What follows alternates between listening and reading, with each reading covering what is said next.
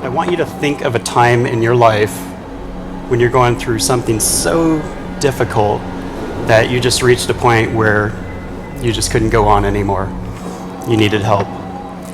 Well, I reached that point on May 15th, 2011, on the summit of Mount Everest. Brian Dickinson is a former U.S. Navy aviation rescue swimmer, Everest solo summiteer, best-selling author, keynote speaker, and podcast host. We're all wired differently. I guarantee everyone in here does something unique to you, how you're wired, that other people think you're crazy for doing.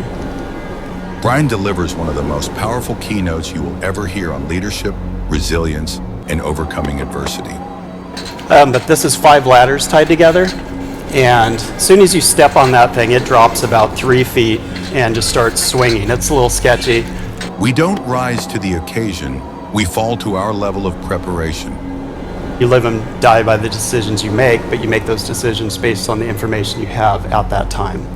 It is a 2-mile drop into Tibet on your right, and a 2-mile drop to your left into Nepal.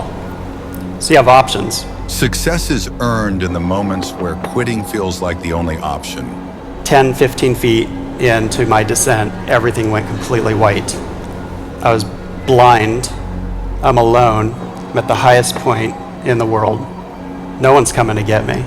The real challenge in life isn't what happens to you, it's how you choose to respond.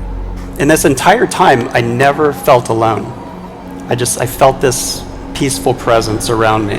Got to the south summit, and at the top of that just slipped out, and it was the scariest thing I've ever felt, even to this day. It's like go to the roof, close your eyes, and jump off. It's just helpless. The rope ended up shock loading and saving me. I would have went for over a mile. I ran out of oxygen. And typically if you run out of oxygen in the death zone, it's game over, you're gonna die. And I just remember at that point, I'd been climbing 33 hours from the day prior to this point. Worst case scenario is completely blind. I dropped to my knees and I just prayed. I just surrendered. I said, God, I can't do this alone. My wife was woken up, felt an urge to lift me up, to pray. I had a best friend, same thing. Other people I didn't even know. They just knew I was climbing. They'd reached out months later. It's very powerful. And I felt this energy come over me. It was like I was lifted up off the ground.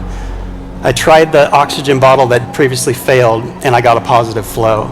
I didn't regain my eyesight for about a month and a half. I still had to get down the mountain. And I wonder, why am I alive when there's 300 bodies up on the mountain?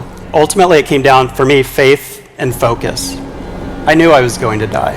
I'd never let that go into my mind. You don't survive something like that. But I figured out a reason to survive. I needed to find the strength to take one more step forward. And then when I reached a point where I ran out of oxygen, I surrendered and I witnessed a miracle. Inspire your team to push beyond their limits. Book Brian for your next keynote.